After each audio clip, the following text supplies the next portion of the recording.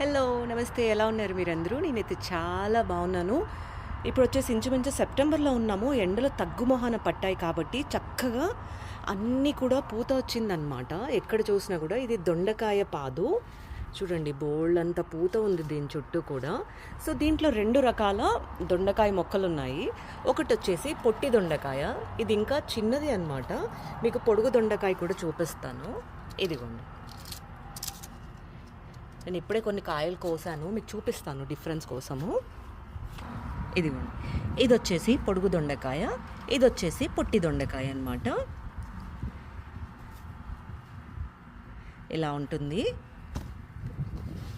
So మా ఇంట్లో 2 రకాల మొక్కలు ఉన్నాయన్నమాట. నేను 2 కూడా నర్సరీలోనే కొనుక్కొని వచ్చానమాట. కానీ కాయలు వచ్చాక తెలిసింది 2 రకాల దొండకాయలు మన ఇంట్లో ఉన్నాయని.